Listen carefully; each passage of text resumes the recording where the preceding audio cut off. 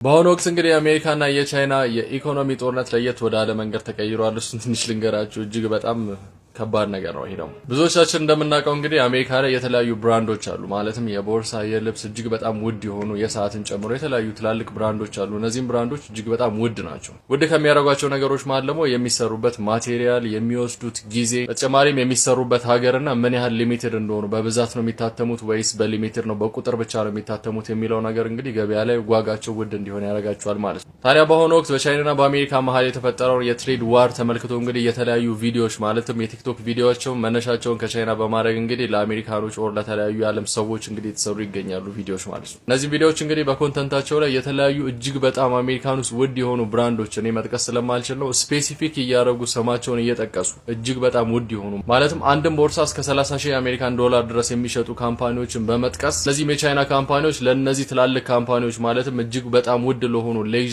ለሆኑ ብራንዶች እስከ 80% የሚሆኑትን እቃዎቻቸውን እነሱ እንደሚሰሩ ነገር ግን እነዚህ እቃዎች ማለትም እንደዚህ አይነት ቦርሳዎች፣ ሰዓቶችና የተለያዩ የቴክኖሎጂ ውጤቶች እንግዲህ ቻይና ሀገር በመመረት የሚላኩት ወደ አሜሪካ ሳይሆን ወደ አውሮፓ ሀገር ይላኩና እዛ ሀገር ላይ ጥቃቅን ቁልፎችን ወይም ብራንዶችን በመጨመር ብቻ ሜዲን የአውሮፓ ሀገር ተብሎ ወይም ጣሊያን ሊሆን ይችላል፣ ስዊዘርላንድ ሊሆን ይችላል ተመልሰው ወደ አሜሪካ እንደሚላኩ አጋልጠዋል። ታዲያ አጋልጠዋል ወይም ተናግረዋል ስላችሁ ስፔሲፊክ ነው የተናገሩት። ማለትም አንድ ቦርሳን ለመስራት ምን ያህል የአሜሪካን ዶላር እንደሚያወጡ ስፔሲፊክ እየጻፉ ነው ፖስት እያደረጉ ያሉት። አሜሪካን ውስጥ ተገኝቶ በሚሸጥ አንድ የብራንድ ቦርሳ ላይ እሱን ለመስራት ምን ያህል ብር እንደሚያወጡ ስፔሲፊክሊ እንደዚህ እየጠቀሱ ይገኛሉ ማለት ነው። አሜሪካን ሀገርና አውሮፓ ሀገር ሄዶ 30,000 የአሜሪካን ዶላር የሚሸጥ አንድ ቦርሳ የሚያወጣው ወጪ ወይም ለመስራት የሚፈጅባቸው ብር ይሄን ያህል ነው። እነሱ የሚያስረክቡት በዚህ ብር ነው ማለት ነው 1100 የአሜሪካን ዶላር። እናም በአሁኑ ወቅት በአሜሪካን ሀገር የሚገኙ ትላልቅ የሆኑ ብራንዶች ሱቅ ላይ እንግዲህ የተለያዩ ቪዲዮዎች እየተሰሩ ነው። ይህንን የመሳሰሉ ቪዲዮዎች ማለት ነው እናንተ ከምታሰሩበት ቻይና ሀገር ከሚገኝ አንድ ፋክተሪ የበለጠ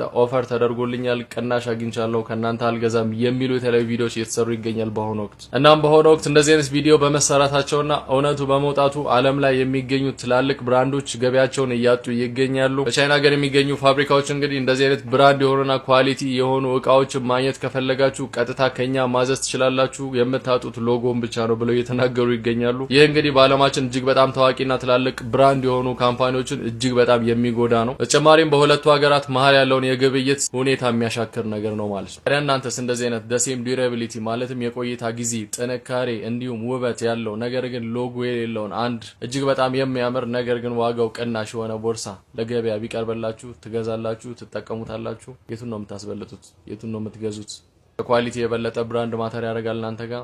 እሱን ሐሳባችሁን ኮሜንት ላይ አስቀምጡልኝ። መልካም ቀን ይሁንላችሁ። ብሩክ ነኝ። አዲስ ነገር ካለ መለሳለሁ። ፎሎና ላይክ ማድረግ እንዳትረሱ። መልካም ቀን